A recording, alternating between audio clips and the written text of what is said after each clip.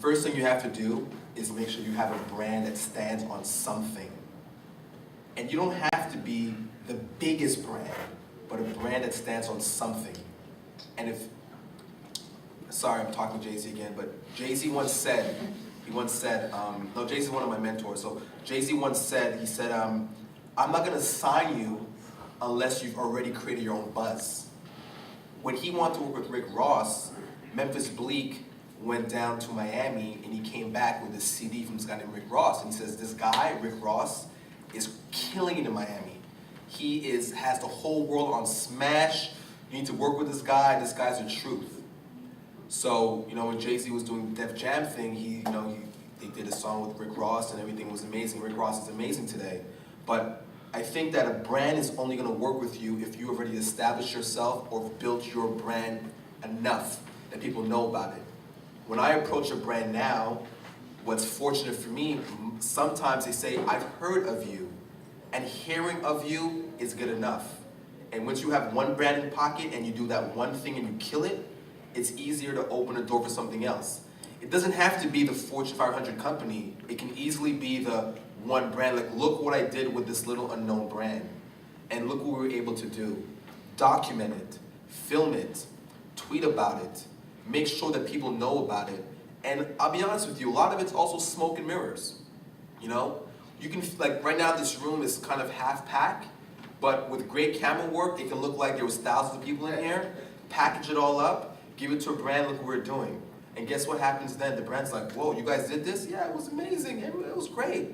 And then that's just your foot in the door. It could be smoke and mirrors, but sometimes you have to hustle a little bit to get yourself on, You're not going against your integrity, but you have to hustle a bit. So create your brand first, whatever it may be, even if it's the person, and show that brand how you bring value to them. A lot of times you've seen pitches across your table like, we're gonna print up flyers, put a banner in the club, and everyone's gonna see it and give us $10,000. And you're like, are you serious? But that happens all the time. People, they pitch so wrong. You're like, no. A friend of mine, he wanted to write for, I don't know if you guys are familiar with the Huffington Post. It's like the #1 rogue news kind of online newscast, whatever, in the States. It's really big. He went to a conference and Ariana Huffington was there, and she's a really big influential person. She owns the Huffington Post. She just sold it actually, by the way, for a couple $100 million. She started off with $1 million and she sold it for like $400 or $500 million.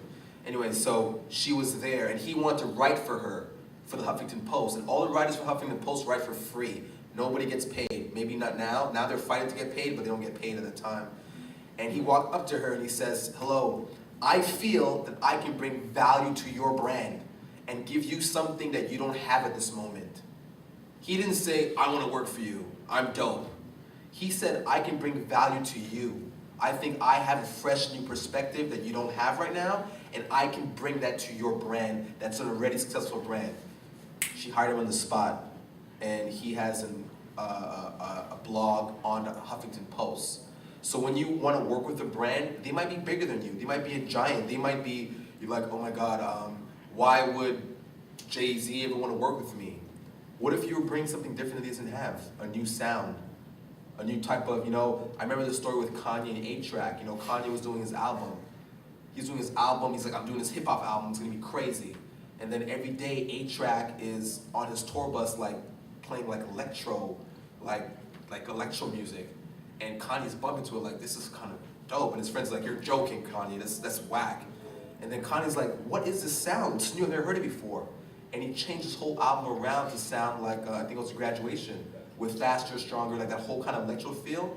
And then, you guys remember that album? And that album was crazy epic. But because A-Track was able to bring him a sound that hip-hop didn't have at the time. And he embraced it. And people laughed at him in the beginning, but now they're like, yo, that shit bangs. And he changed the way music sounds. So you can work with anyone that's big.